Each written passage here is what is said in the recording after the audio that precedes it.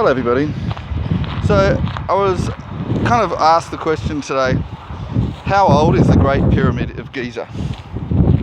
So according to Wikipedia, it was created around 2600 BC, and we know that because we know the pharaoh who was buried in there, which is Pharaoh Khufu, Khufeu, and we know when he was around. And there's really no doubt about that because Egypt, as with pretty much every other country, kept very detailed records of who their rulers were. And of course in Egypt they regarded pharaohs as living gods rather than just kings or queens.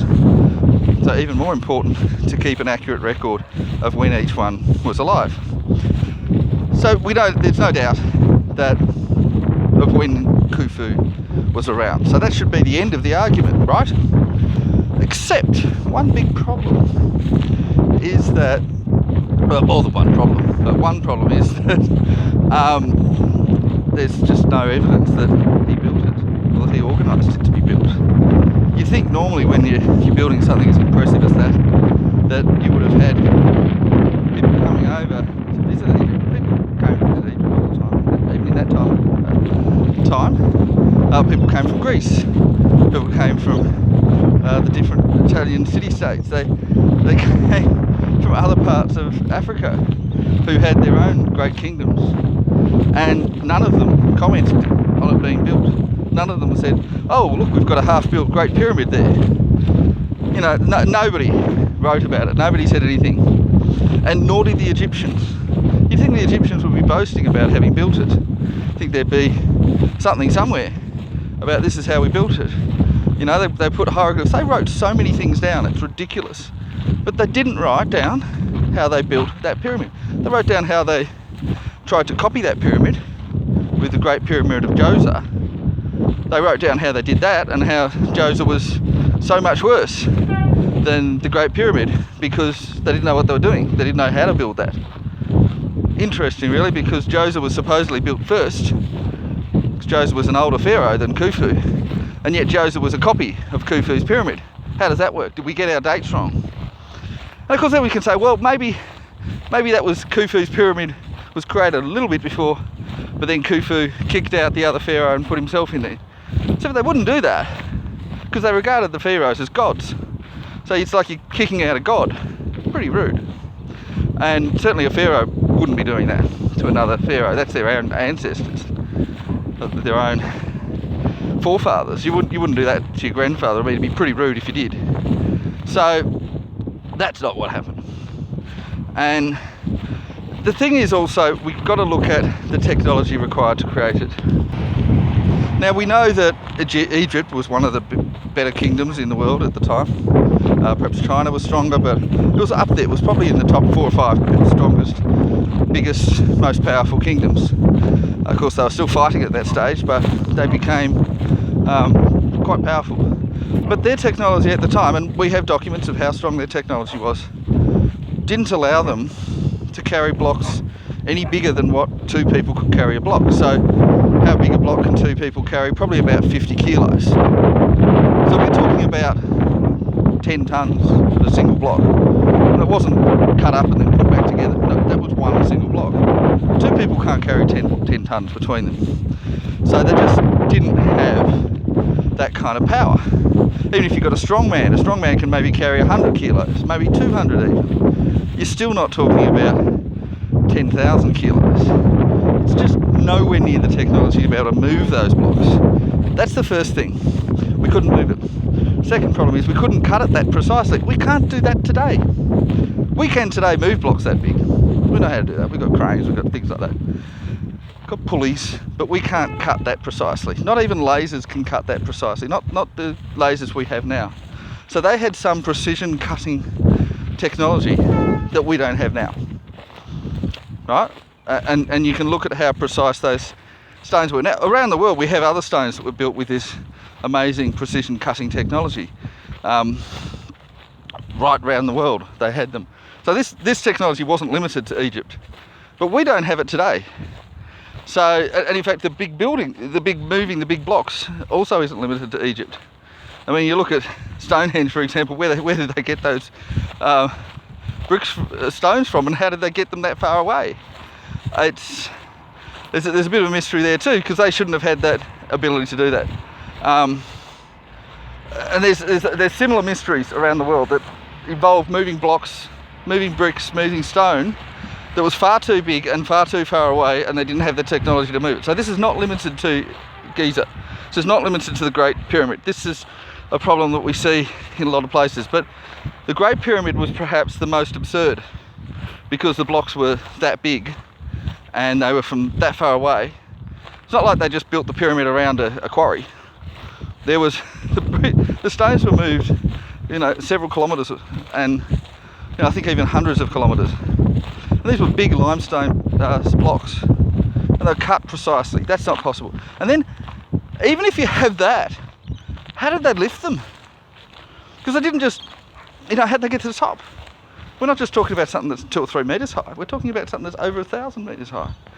How did they possibly lift blocks that were as big as that? I don't know, the bigger blocks were at the bottom, but how'd they lift any of them? How'd they lift them above their heads? They don't have pulleys. They don't have, and I've got to really highlight this.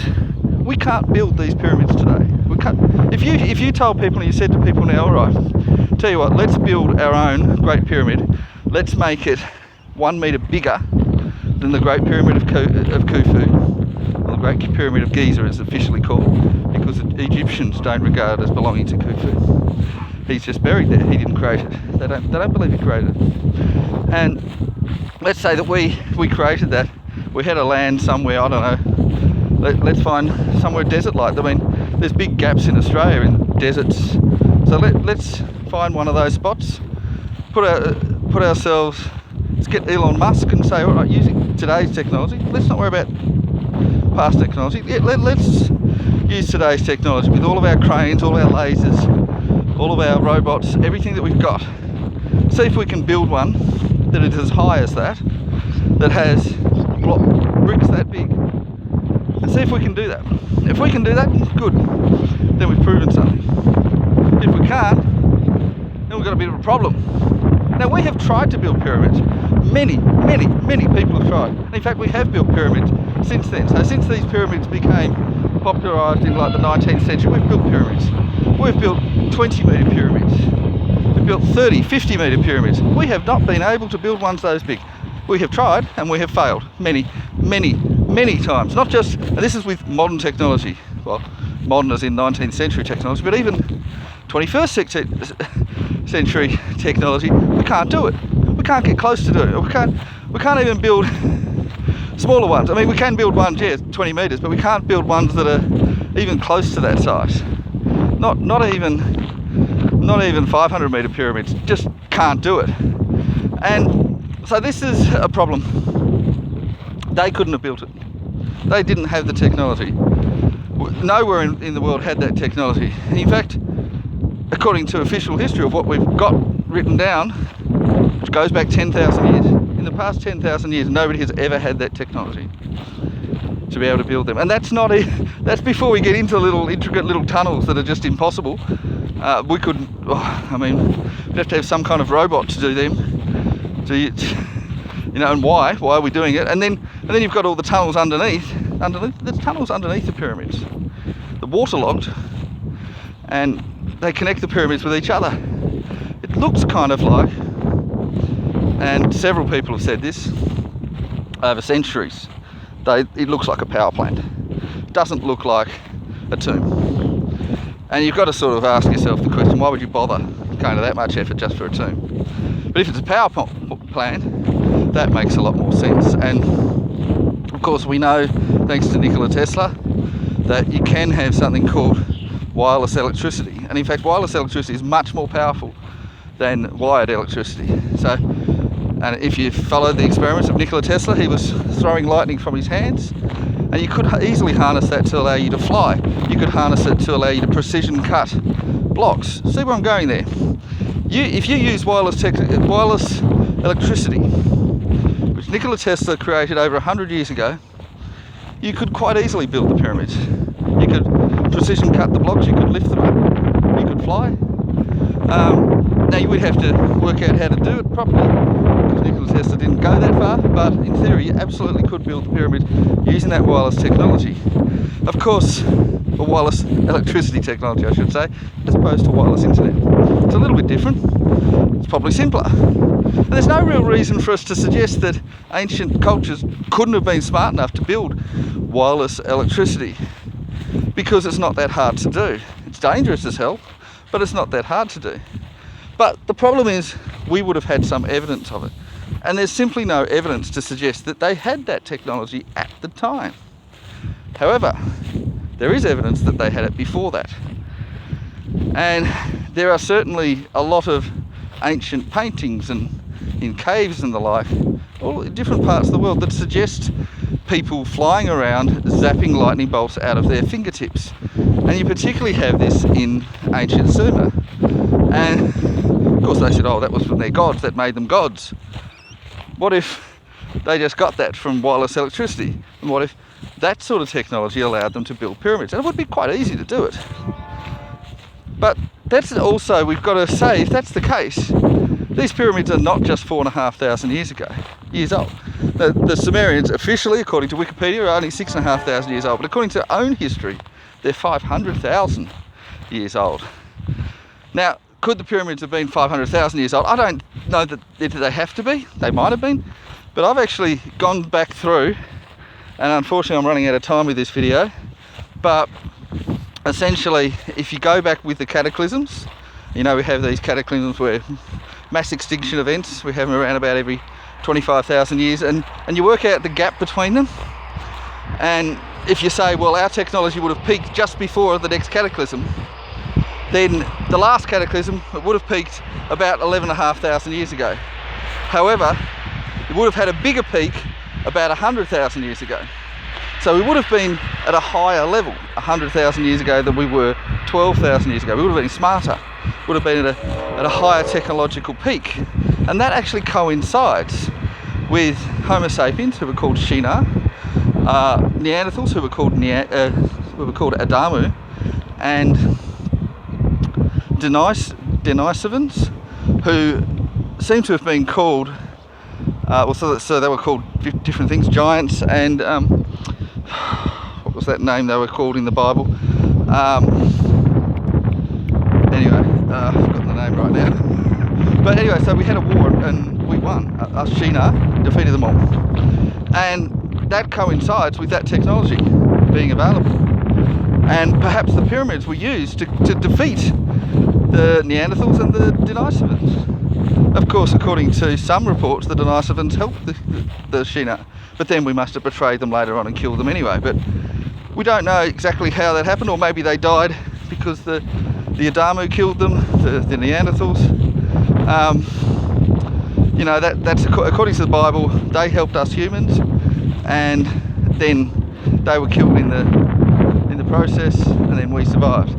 Now, however you want to look at that, that coincides with when the pyramids were built. So that battle, which is described in the Christian Bible, just before Noah's Ark, because we know that the Great Flood probably is the one from 11,400 years ago, but we also know that there were other cataclysms. Maybe they were Great Floods as well.